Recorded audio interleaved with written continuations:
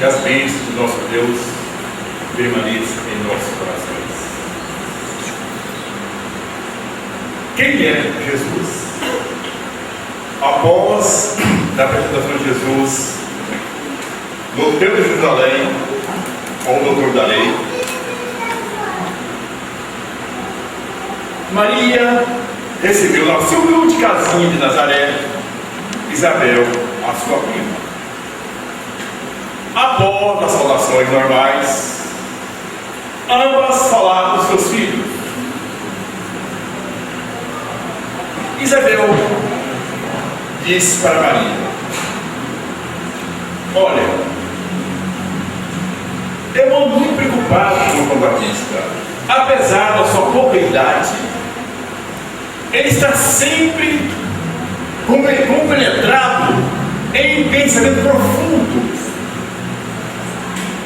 caminhando entre as figueiras secas, entre as figueiras bravas, na estrada deserta, está sempre em grandes meditações.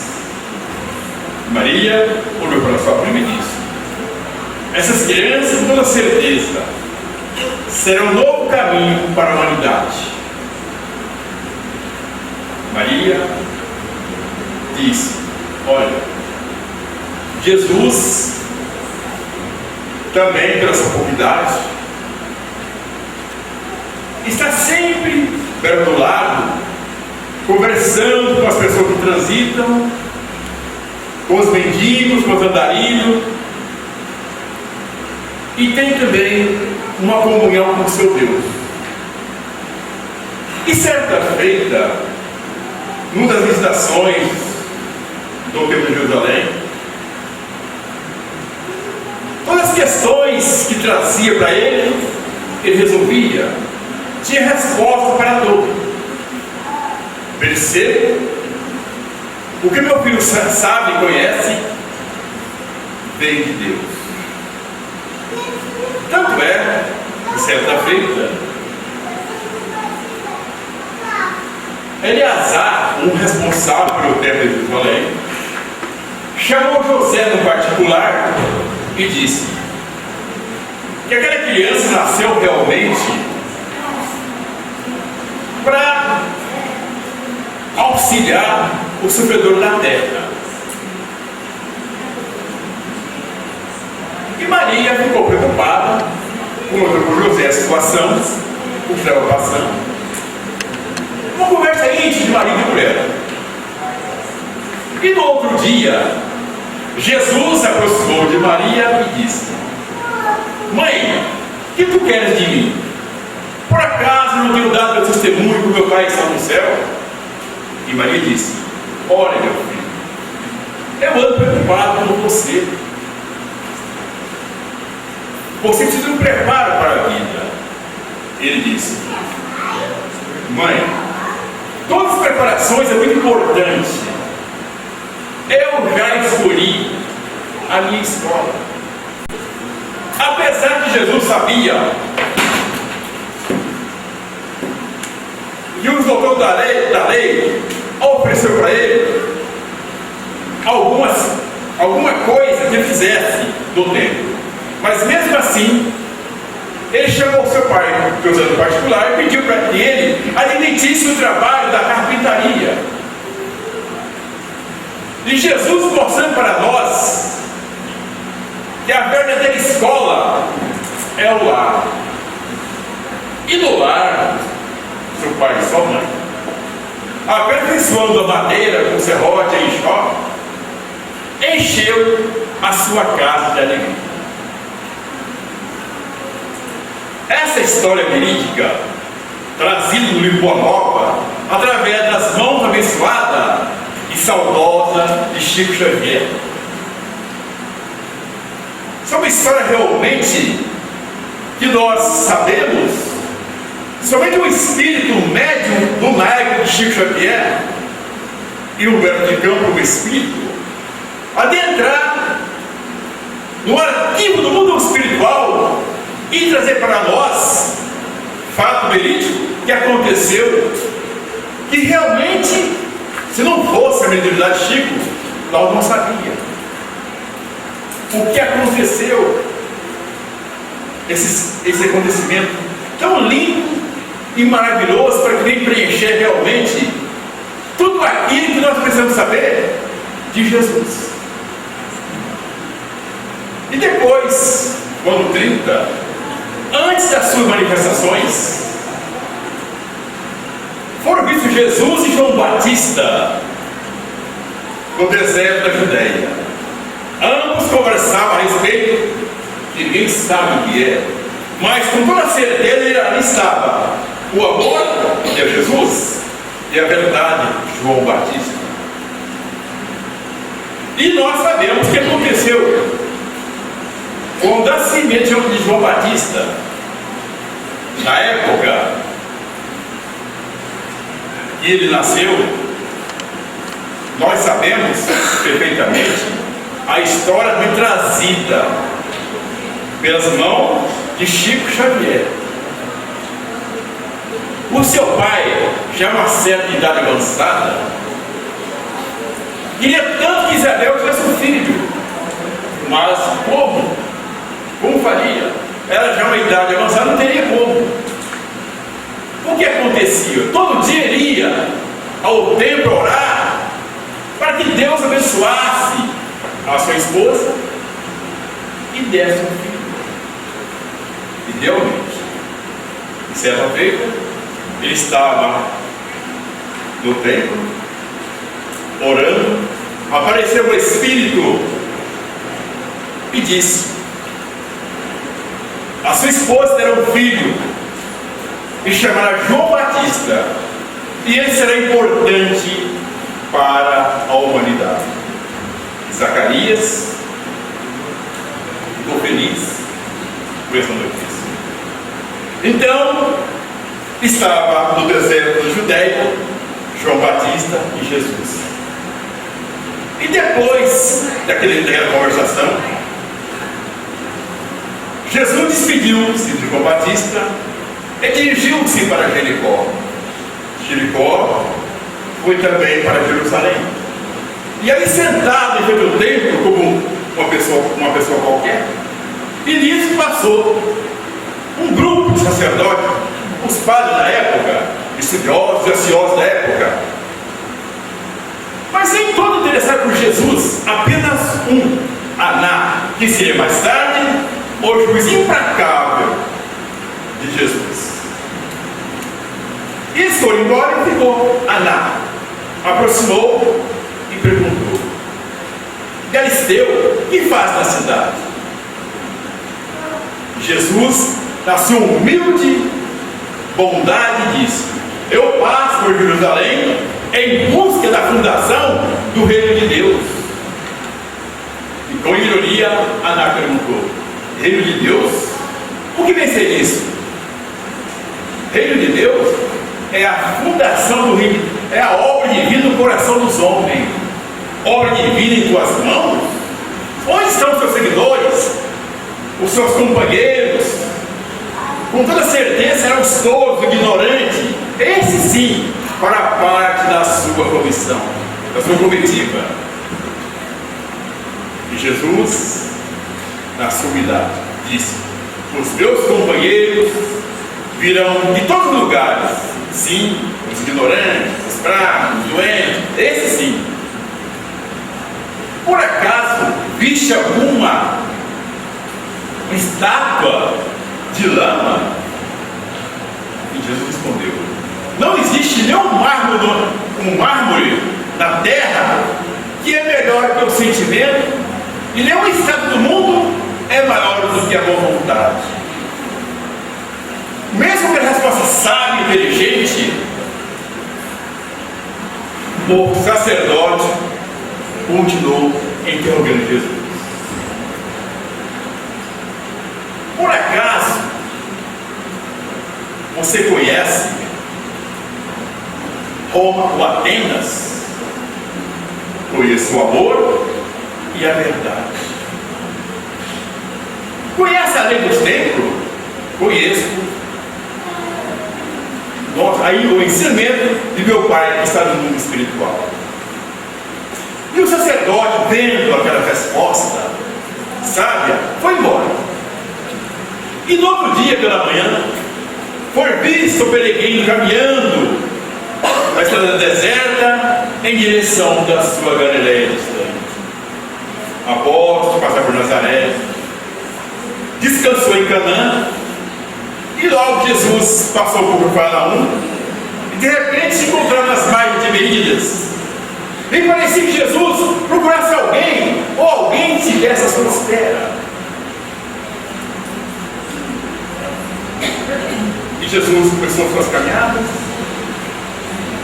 e de repente, nas margens do rio Tiberíades, Jesus encontrou um barco, pescadores.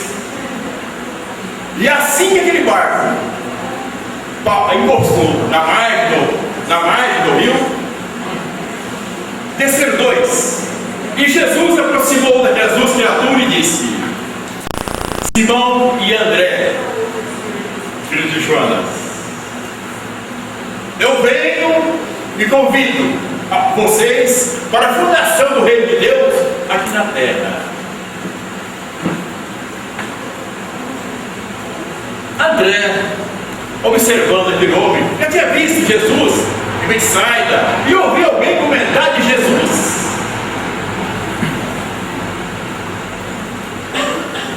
E André, na sua simplicidade, disse: o reino aqui em Cafarnaum tem tão poucas casas, como será? Simão Pedro, na sua vontade, auxiliando o seu irmão, disse: o rei poderá ocupar todos os lados. E sendo aquilo, olhou para Jesus como uma meia criança sincera.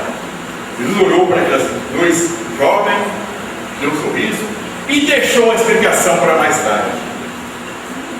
E perguntaram: quer ser meus seguidores? Simão olhou para aquele homem. Que homem será esse? Onde teria ouvido esse timbre de voz? Mas, na verdade, ambos, com espírito de alegria, responderam: Senhor, nós te seguiremos.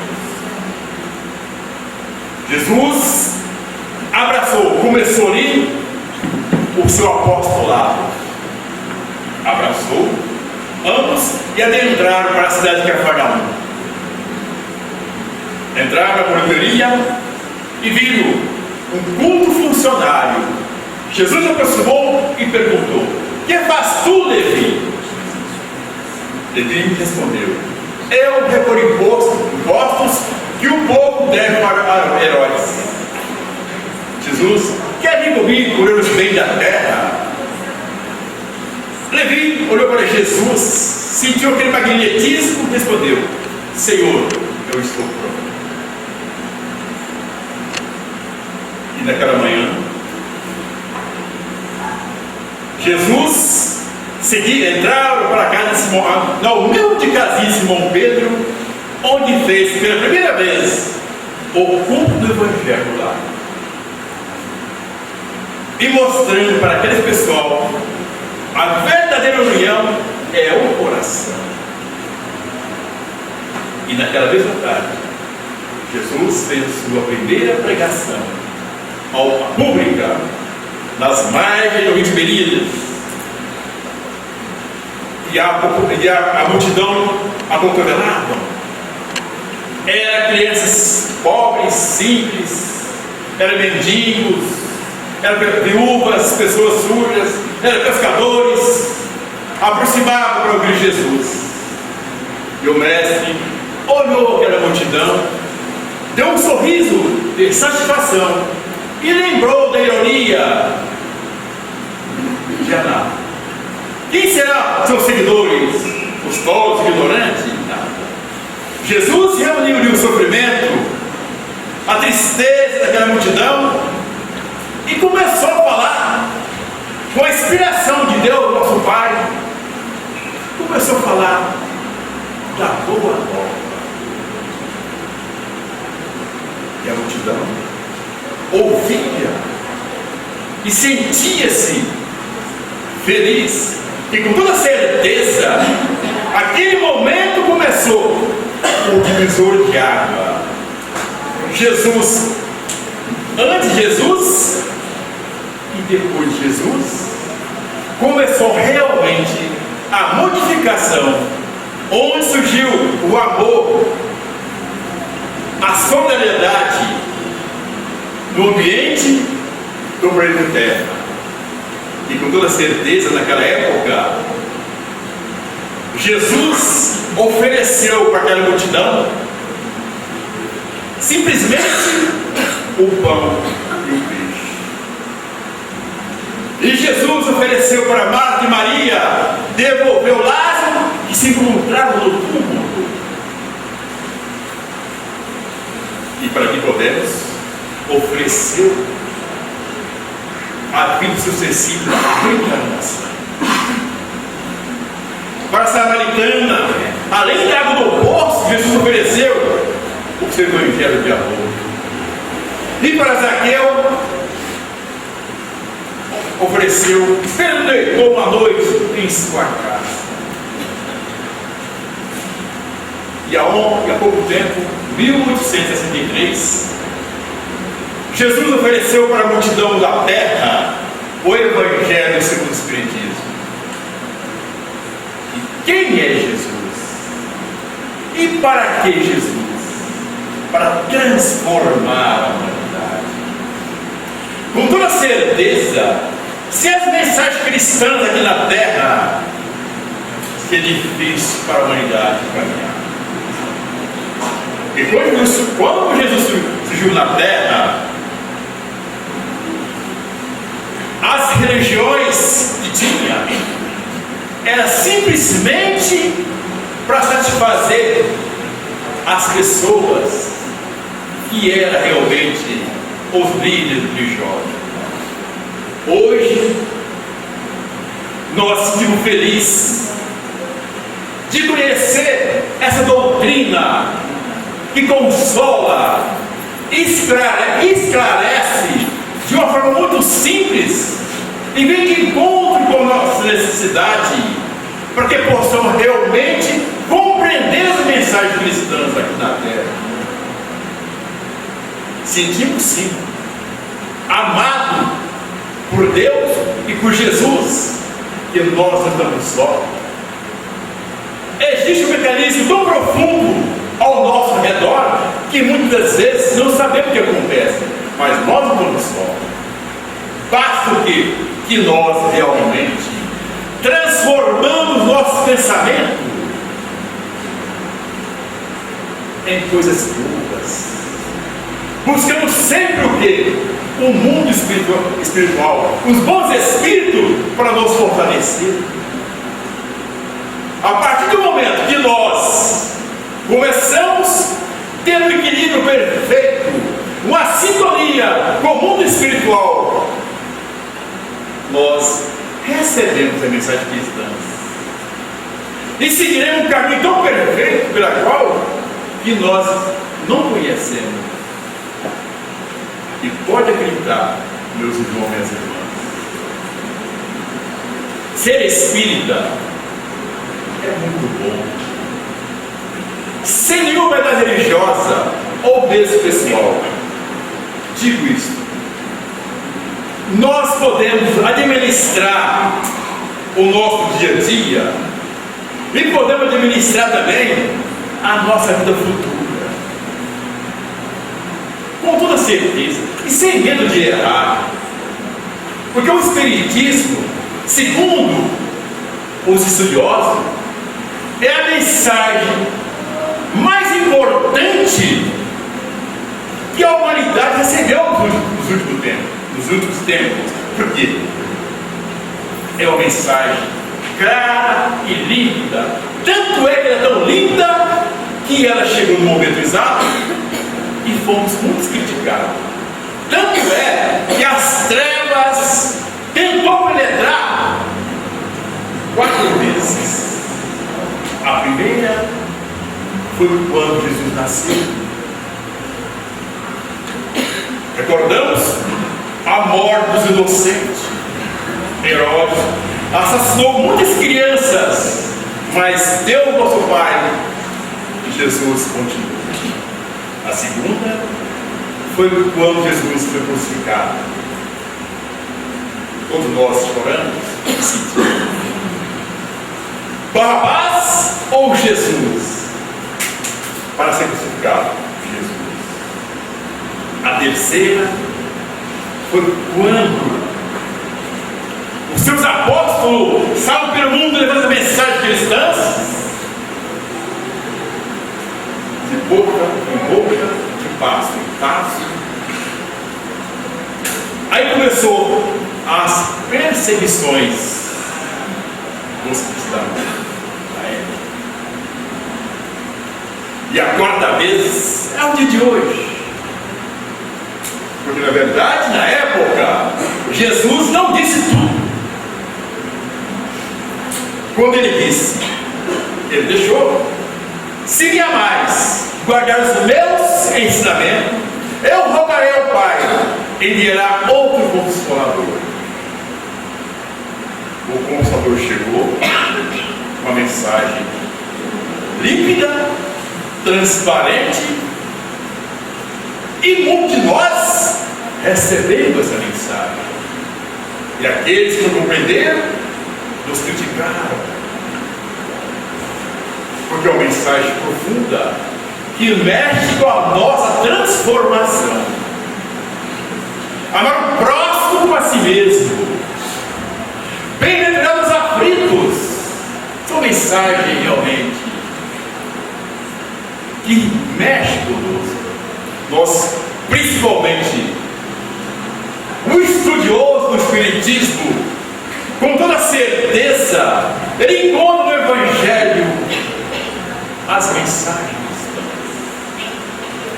E podemos dizer, sem nenhuma medo de dizer, se o Evangelho de Jesus tivesse coração, o seu coração seria o sermão da boa lembrança, ou o sermão da montanha, que ali nós encontramos o relativo para nossas dores físicas e morais. Ali nós encontramos tudo aquilo que nós precisamos para caminhar nesse mundo de prova e expiação, onde a dor campeia. Mas podemos voltar a dizer o seguinte: num planeta Terra, onde Jesus veio trazer as mensagens, ele recebeu bofetada e o martírio na cruz. Então, meus irmãos e irmãs, é difícil a caminhada aqui na terra. Mas se conhecemos a mensagem do nosso Cristo Jesus, fica mais fácil para todos nós. Não fica tão difícil. Basta pôr em prática os seus ensinos e trabalhar, fazer o bem sem olhar a quem. Então, sua mensagem, somente os espíritas podem realmente entender a mensagem. Porque, na verdade, quando ele diz, eu sou a verdade e o caminho, ninguém irá ao Pai sem passar por seus ensinos. Não importa se aqui nós encontramos católico, evangélico, espírita, mas o segmento é um só, é Jesus, os seus ensinos. Sim, vindo da casa espírita em busca do quê? Do relativo, para aliviar as minhas dores. É muito importante, porque na verdade Cristo vem para todos nós. Não existe um Cristo, um Deus particular. Existe nós que somos, nós que fazemos esse meu Deus, é o nosso Pai Celestial, que está sempre de plantão, observando os seus filhos aqui na terra. E não tem como fugir. E não tem como esconder. Que Deus vê tudo sabe de nossa vida. Não podemos correr. Mas não tem como esconder. Que nós somos transparentes para Deus. Nós podemos enganar o homem, não enganamos a Deus. E outra coisa muito importante que nós compreendemos a mensagem cristã, nessa abençoada casa espírita que nós encontramos aqui, existe prêmio de espíritos desencarnados que vêm nos auxiliar e sabem realmente o que nós precisamos e o que nós merecemos. É muito simples. Basta que nós abrimos nosso coração e trabalhar modificação total de nosso pensamento, de nossos corações. É fácil? Não é fácil. Mas é necessário que nós mudamos o nosso comportamento. É difícil? É difícil. Mas Deus, nosso Pai, deu como presente para nós as sucessivas reencarnações, como ensinou Nicodemos. Imagine nós sabermos realmente que existe vida depois da morte, que a morte é simplesmente a continuação da vida. E as mensagens cristãs vêm nos falar: não existe morte, é mudança de vida. E continuaremos no mundo espiritual de acordo com aquilo que fomos aqui na terra. O que nós fomos aqui na terra seremos no mundo espiritual. Por isso que é importante, já que de nós descobrimos o Espiritismo, sem fanatismo, começamos a trabalhar, a modificar o nosso pensamento, buscar realmente aquilo que é importante, como diz o Evangelho, capítulo 15, fora da qualidade da nossa salvação. A leitura da noite foi importante, vem de encontro com as nossas necessidades. E as nossas necessidades é muito grande. Tanto é que é tão grande que nós viemos aqui de longa distância em busca do relativo para aliviar nossas dores. Nossos corações cansados, pensamento embaraçado pelas trevas, não sabemos como. E aqui, abastecido pelo mundo espiritual, no aconchego do mundo espiritual, no aconchego da casa espírita, através das mensagens cristãs, nós sentimos bem. Estamos amparados. A luz penetra em nosso coração e nosso pensamento. Mas a partir do momento que nós temos da casa espírita, temos que continuar com o mesmo pensamento. Buscar sempre o mundo espiritual para mudança íntima. E essa mudança íntima, como que se faz? Porque Deus, nosso Pai, não quer que nós viremos santo de um dia para o outro. Não. Ele não quer. Ele dá todas as oportunidades para nós buscar, adquirir conhecimento, buscando pouco a pouco a nossa transformação. E nós já vivemos séculos e séculos que nós temos milênios e milênios. Não existe um parâmetro de tantas reencarnações.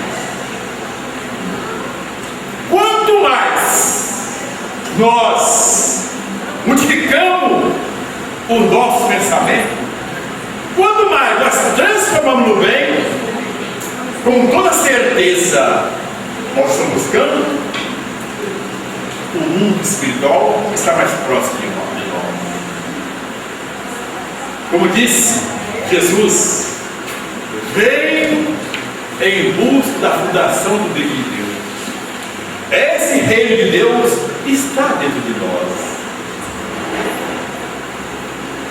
E o trabalho do bem faz nós encontrarmos esse poder de Deus. O trabalho do bem. E nós temos de transformar. Temos de trabalhar. Diz o Espírito Emmanuel que existe a remuneração espiritual. Mas como? É muito simples. Tudo aquilo que nós fazemos em prol de nós ou do semelhante, o trabalho que fazemos na caridade, temos de transformar aquilo em lazer, sentir bem, sentir útil fazer aquilo, porque na verdade nós não sabemos o que fomos na vida passada. É bom? Não sabemos o que fomos, o que nós fomos lá. E com toda certeza, coisa boa nós não fomos. E é por isso que nós temos de trabalhar. Quando chegar a cobrança da justiça de Deus para nós lidarmos, o que acontece? Se nós encontrarmos trabalhando no bem, nós estamos indo uma redoma do bem, com toda certeza, dizia Emmanuel, que a justiça de Deus espera e nos dá nova oportunidade por um tempo indeterminado. Olha bem, como é importante o trabalho no bem. Como é importante o trabalho no bem, que faz com que nós crescemos na vertical. Porque crescer na horizontal é o mundo espiritual, é o mundo material. Nós adquirimos bens materiais na horizontal. Na vertical, buscamos Deus. E nós conquistamos bens materiais. Sim, uns mais fácil, outros mais dificuldade. Mas todos estão amparados. E todos têm aquilo que merecem. Todos têm aquilo que merecem. E muitas vezes, nós, quando conquistamos, ou queremos aquilo que nós queremos, nós revoltamos com Deus. Eu não conquisto mais nada, eu não consigo mais nada. Paramos, façamos uma reflexão, observe ao redor, olhe para frente, olhe para trás, do lado, e vê que existe criatura pior do que nós. Só nós temos um tesouro, sem vaidade religiosa, fanatismo. Nós temos espiritismo para poder administrar a nossa caminhada na terra, que é o vertical. Os bens materiais, de acordo com o trabalho material, nós adquirimos aquilo que precisamos para sobreviver aqui neste mundo de prova e expiação. E adquirimos sim, porque todos são filhos de Deus e todos nós temos aquilo que merecemos. Por ser uma doutrina simples, por ser uma doutrina que veio para auxiliar a humanidade, talvez ela não é bem vista pela população da Terra, mas todo aquele que conhece a mensagem cristã muda um pouquinho. Tive uma experiência agora há pouco tempo num país protestante, materialista, onde que realmente a gente não percebe que a caridade está à disposição de todos nós. Eu estive nos Estados Unidos, na cidade de Omaha, é um país paternista. Lá eu conheci uma loja por nome de Goodwill. Se aqui no Brasil, esses bazar da Pechincha, ou melhor, a loja do brechó. Eu observei nas camisas do pessoal, eram todos voluntários, trabalhando, voluntário, e uma loja enorme. E percebia-se que lá, que tinha na loja, era assim, coisa de primeira qualidade, roupa, enfim, tecidos, era guarda-roupa, sofá, mas coisa de primeira, realmente. Aí eu pedi para minha filha, ó, eles trabalham, angariam o dinheiro, como aqui não tem tanta pobreza, eles enviam para os países que necessitam, igual a África. Então observa, um país, sem querer criticá-lo, eu gosto muito de lá, mas realmente lá não tem como a nossa casa espíritas, aonde eu estive, existe, nas costas existe sendo espírita, mas onde eu estive, lá no estado de Nebraska, não tem, não vi nada, só tem igreja evangélica católica, mas mesmo assim as pessoas trabalham em prol do seu semelhante, não importa onde é enviado a verba para auxiliar os países. Porque na verdade, os mais fortes auxiliam o mais fraco. É da lei. É da lei. É uma lei, portanto, lei de Deus. Nós temos sim a auxiliar o nosso semelhante. Mas que as espíritas oferecem a sombra fraterna. A casa espírita oferece enxovais para as mães gestantes de baixa renda. Isso tudo que captaram a mensagem cristã e começa a modificar o seu trabalho, os seus pensamentos. As pessoas se encontram para trabalhar em prol do semelhante. Isso tudo é o quê? As mensagens. Para nos fortalecer. Então, meus irmãos e minhas irmãs, de coração, esta mensagem todos têm, todos conhecem, mas precisamos pôr em prática. Se nós formos em prática, fica mais fácil a nossa caminhada aqui na terra. É difícil? É difícil. Não é fácil. Muitas pedras no caminho. Então, se realmente nós temos as pedras do nosso caminho, que é a dificuldade, que é o parente, o vício, todos nós temos. Nós não pedimos para Deus não tirar a pedra, mas pedir para Deus que a nós a paciência, que a nós a tranquilidade, para que possamos atravessar os obstáculos sem ferir aquele que está no nosso caminho. Porque muitas vezes, eu acredito, muitos não receberam a mensagem cristã, mas aquele que recebeu a mensagem cristã, ele tem por obrigação, tem conhecimento, não machucar aquele que está no seu caminho, para auxiliar essas criaturas. E dessa forma, nós sentimos assim, responsável por aquilo que sobra para que nós fazemos na terra.